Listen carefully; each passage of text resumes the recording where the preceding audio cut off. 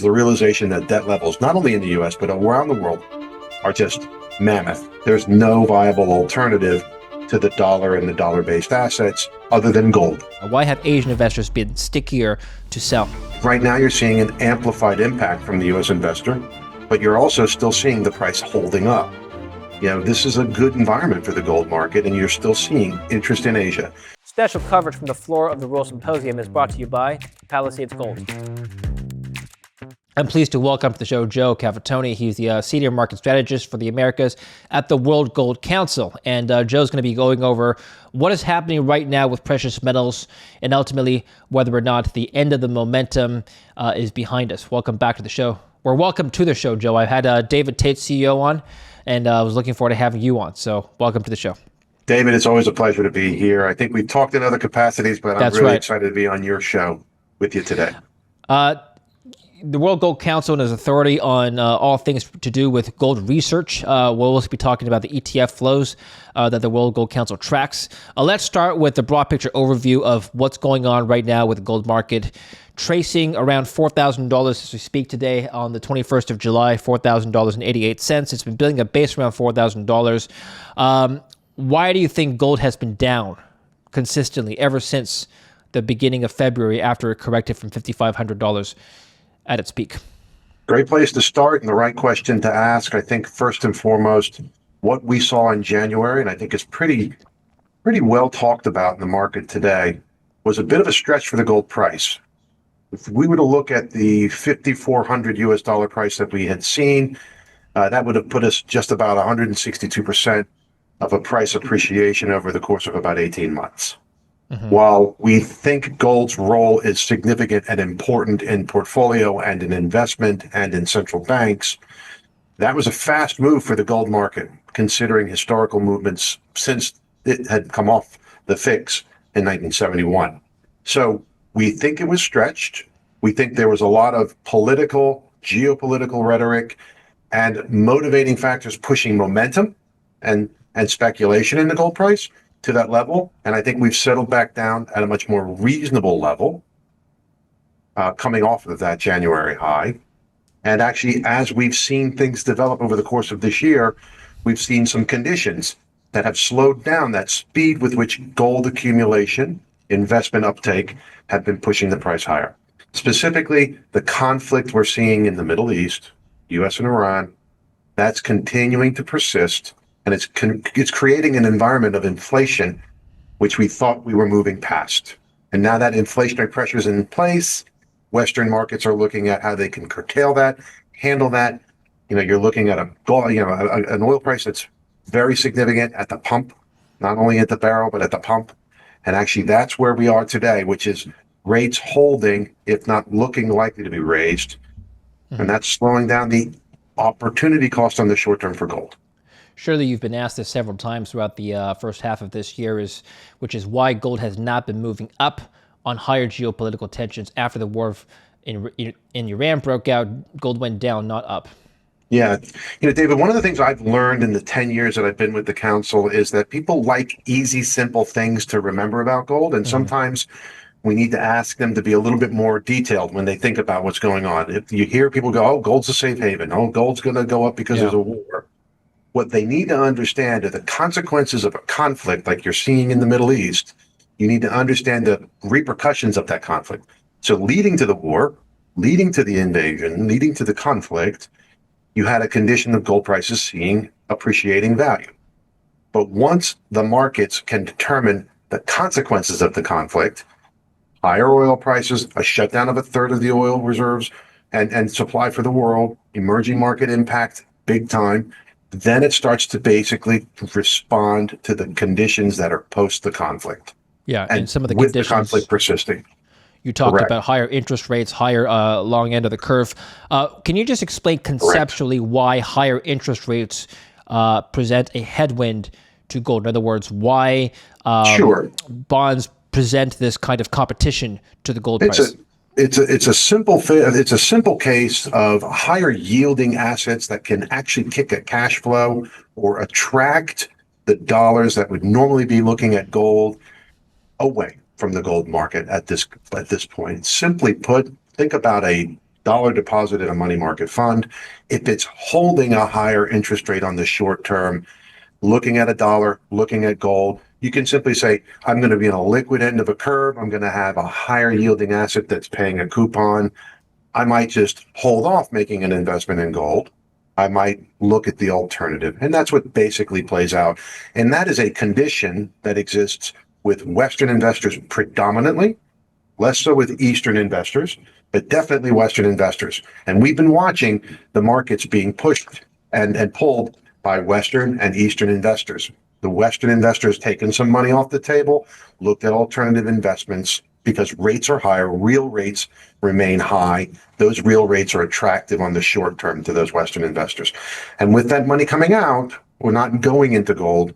You actually see less of an appreciation in the price. A little bit of selling pressure, but offset by central banks that continue to buy, and their conditions of buying are different to what an investor would be looking at. And also Eastern investors staying invested in the game. And actually, interestingly enough, you talk about ETF flows, we're seeing European investors coming back to the game a bit more. Last year, they were a bit quiet on the ETF flow side, but this year, we're starting to see them come back into the game. Yeah. So on ETFs, here's a chart from the World Gold Council. Global investors further trimmed their gold ETF holdings in June. Physically backed gold ETFs saw outflows of US dollar $8.9 billion in the month. All regions experienced outflows, with North America losing the most. Do you think ETFs are a leading or coincident indicator to the price of gold? Here's what's really, this is a really good question, and actually a really important question to get right. Yeah. In terms of giving people information. The ETF market globally is only about 6 to 7% of the investment market globally, which is not even the entirety of the gold market. So it's a good indication. It's a nice, easy, daily information soundbite that you can use to get a sentiment read from the investment community. But what's important to understand is in first quarter, while we had ETF flows in and out and moving quite a bit, you can see all the way through half one, what we've seen in terms of the flows, we had bars and coins that were still being accumulated. So I think it's a good information point for people to pay attention to. It is not the only thing to keep a close watch on. You have to keep it into context. Remember, these are easy to use instruments. Many of them get used for speculative and tactical trading.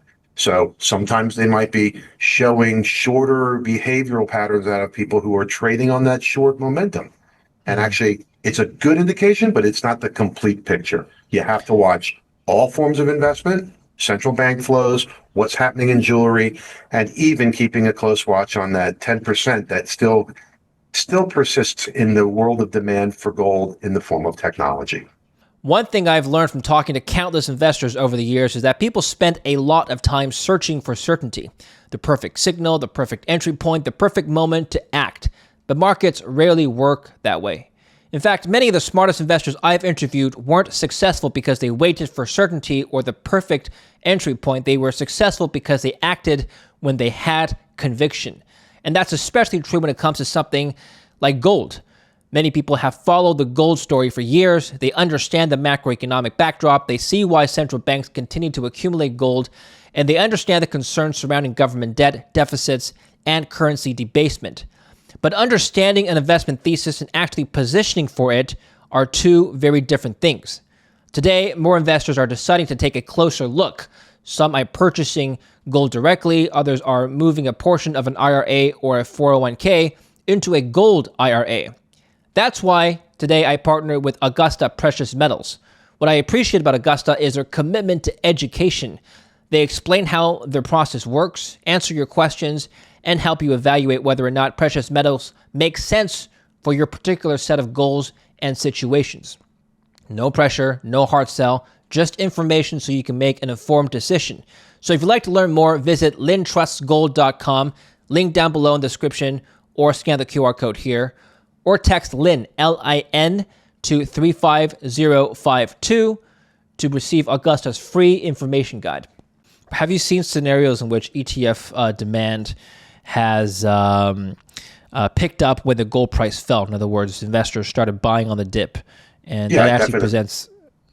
I'm sorry to jump in and cut you off in your question, but literally we're talking about that today. Yeah. The Okay. investment flows, as we've seen this persistence around 4,000 in terms of the price level, you're starting to see this turn. The US flows Interesting. are actually showing positive. The actual Asian flows are holding. And actually, like I said, the European flows are actually interesting for sure. And actually, it's being featured in major publications around saying, hey, look, this is a good time to buy gold. And guess why? Because the big strategic message and story and valuation expectation for gold remains in place. What we're dealing with today are short-term conditions that are actually using or allowing investors to move around the short end of the investment profile. What you're thinking about, though, longer term is what are debt levels looking like at the sovereign level? What's the future of fiat currencies? What are we really looking at in terms of overall risk diversification in portfolios? That's where I think we still see, some pullback in ETF flows, but not people selling out of their positions of gold. You have to remember, we're still a very large portion of investment staying in gold. We might not be seeing the flows we've seen in the past over the last 18 months, but we're still very healthy in terms of the overall level of involvement. What I've noticed looking at this chart is that over the last 2 years, especially, whenever there's been a bear market or a downturn in the price of gold, outflows in North America have typically exceeded outflows in Asia. Why is that? Why have Asian investors been stickier to sell? Well, it talks a little bit to what I had indicated earlier in my answer, which is that I think that the investor in Asia is actually looking at a diversification play that has conditions that are linked to their local economy and their broader portfolio performance, whereas the U.S. investor, where you're seeing these outflows, are likely fixating on the rates from the I U.S. see. and the dollar. So you have two different motivating conditions. And this is actually probably the coolest feature of the gold market. It's a global market. And anybody that sits back and says, I can't, I just want to watch what happens in the US and what happens with rates, needs to make sure that they pay close attention to those other categories we talked about, because Yeah. those are the things that are going to drive the price with the US market as well. Like right now, you're seeing an amplified impact from the US investor, but you're also still seeing the price holding up. This is a good environment for the gold market, and you're still seeing interest in Asia. We had record flows in ETFs and record flows in investments in China, India, and Japan last year. And look, where we are today, this could be something we continue to see over the course of 2026. Okay, it says here in the article that looking ahead, we could see regional gold ETFs stabilize. The macro consensus scenario in our 2026 mid-year gold outlook suggests relatively stable gold performance in the second half of 2026, with potential catalysts possibly brewing a breakout in other scenarios. Tell us about some of the assumptions in your mid-year gold outlook here. We think the rate environment is going to dominate the news. The rate environment for the Western markets, in particular the U.S., is going to dominate the news. And that's going to keep many of the investment dollars in the West, in the U.S., thinking and looking and seeing where we're going to go. You remember, we have a new Fed chairman. He's got a particularly strong view on how he wants to run the Fed. I think we're all sitting tight. This month in particular has been very interesting. We've had notes from the June report where most governors are basically saying, yeah, we are in agreement. Let's hold rates where we are. We had the Beige Book just come out and give an indication that the economy, the environment for inflation, the jobs outlook are all okay, but not fantastic. They're not moving in a direction where you can continue to see a rate environment cut. And then you've also got an FOMC meeting at the end of this month. But what I think is really good and important for us to keep a close watch on is what we see coming out of the Jackson Hole reports in September. That meeting will be an interesting one because that's where we're meant to be getting a bigger picture, longer term from the Fed around what the direction is going to look like. So I think right now, this whole holding where we are, trending where we are, is basically a real rates discussion. Again, it'll hold us around that 4,000 level. But if we see things that develop, whether it's around geopolitical risks, clarity from the Fed, conditions that are actually favorable for the gold market, then they could very quickly see us getting back on the track of being back to where we were, moving in towards this 5,000 level. It's interesting how a lot of people in the gold community have for a long time believed that gold is an inflation hedge. And right now we're seeing an environment where if inflation goes up, rates could go up, which could put further pressure on gold, which is basically doing the exact opposite of hedging against inflation. So what would you say to people who are maintaining a gold position based on the narrative that they believe inflation is going to stay sticky and gold is going to go up because of that? Well, I think what people need to understand about the role that gold can play in an inflationary environment is that actually that inflationary environment needs to be eroding the purchasing power of the fiat currency in question. And actually, it's when we see transitory or movements in inflation rates that are actually um, giving reason and cause for the monetary policy from developed central banks to slow down their moves on rates is when I think we find the gold market not necessarily having as much appeal and not hedging as well. In Hmm. addition, I think that it depends on exactly where we are in terms of a percentage of inflation rate. So a higher inflation rate might be something that's weaker for gold. I think as we get closer to more manageable levels of inflation that the Fed has expected, then you start to see the opportunity cost away from gold become less appealing. So I think what you're looking at is this transitory period, trying to figure out exactly what we're really dealing with, as well as where the rates are going to be settling in. And that's what we're looking to get clarity around and Hmm. actually how the Fed's going to deal with it. So I think Okay. that's why people need to understand gold's going to hold its value. It's going to continue to be a liquid instrument for you. But right now, you might be seeing in real rate terms more appeal away from us as rates remain high. So this chart in the gold outlook highlights three distinct scenarios here. We talked about the consensus, we talked about the price consolidation. What about this blue area here where we see a price uptrend? What conditions do we need to see for gold to actually go higher into the Yeah, rest of the year? I think it's interesting. I think it's actually an interesting scenario where risk and uncertainty, but also certain conditions of economic outlook for the U.S. market or for global markets persist, and that gives us a good condition for the overall environment to see rates coming down. So I think right now what we're looking at and what we're seeing is probably less of a likelihood of that upward trend, that Mm. very aggressive level to get to 5,000. But we need to hear more from the Fed. We need to see more around how things get settled down in the Middle East, because that's been this kind of condition that's keeping us in this persistent discussion around inflation. But So, that environment isn't inconceivable. What I'd yeah. say is it's looking harder as we get closer to the end of the year to see the conditions developing. And as long as the conflict in the Middle East continues to play out, it's going to see it a little bit harder for us to see that scenario playing out more likely. That's an environment that's Mm. exciting to hear and think about, but I think we still have a lot on our plate that's still going to hold us right now where we are, kind of hovering around the 4,000 level. Based on your experiences, you've worked many years in the gold sector and in the finance space. What have you seen that has motivated investors to be very excited about gold, or perhaps very bearish one way or another? In other words, the drivers that really move investment demand one way or another. Yeah, it's a great question. And I think what's actually been the most interesting and probably exciting development, although I say it with a bit of concern, Hmm. is the ability for developed nations to maintain these sustained levels of debt that they have. And actually, a calm realization by the investment community to say, I see what is potentially developing. I'm seeing the challenges of wrestling down these debt levels, and I'm seeing a value in real assets in a portfolio, which is why I think we continue to hear a strategic case being discussed with investments. And investors are talking about how do I diversify so I have liquid instruments that can actually help me out when I need them most. That was a bit of what we saw at the beginning of the year when margin calls were being made. People were looking to liquidate against private credit and private equity portfolios, which you're in those for quite some time.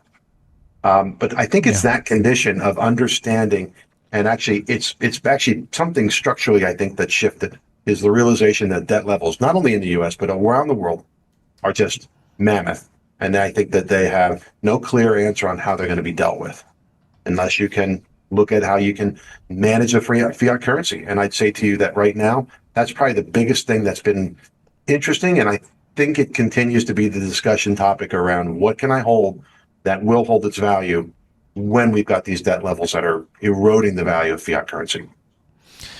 It's very interesting I've got a few questions on this chart. This is a long-term chart of gold, and I'm just zooming in from 2016 to now. Let's zoom in a bit further. Would it be fair to say, Joe, given that gold has abruptly retraced from 5,300, briefly touched 5,500, but basically gold retraced abruptly at the onset of the Iran war, or actually even before then, that perhaps if the conflict in the Middle East didn't start to escalate, or it became apparent that there was going to be a war, that gold could have gone up even more? Could we have made that assumption? The fever pitch of political rhetoric, geopolitical tension leading up to that 5,500 level that you're pointing to was unprecedented. I think we were talking about invading Greenland. We were talking about issues with Cuba. We were talking about Venezuela. We were talking about Iran. We were talking about conflict with a Fed chairman. There wasn't an announcement on it. So I think the retracement started when there was clarity around first where we were going to go from the Fed, who was going to be announced, March announcement. Then it led into a bit more of a correction against the geopolitical tensions calming a bit. And I think that ultimately when we started to see the conflict come into play, that was when you saw the gold market recover a bit more, but then it came back off when the consequences of the conflict were understood. So I think that we were really dealing with a geopolitical fever pitch, as I put it, that really drove speculative flows into the gold market and prices high up, which is why I think it was a bit stretched. Yeah. Is it a characteristic of the gold bullion to remain in a price consolidation for years after a bull market has subsided? Case in point, the 80s to the 2000s, basically a 2-decade consolidation. And second case in point, following 2012, the consolidation between 2012 to 2019, right before COVID. Is that a characteristic of the metal? Yeah. It has been. I'm not entirely sure that this is the condition that we're going to be seeing. And I would amplify two things that I want to talk about, and the other I want to make sure I give you and your audience a little bit of color on. The first is the condition of debt levels.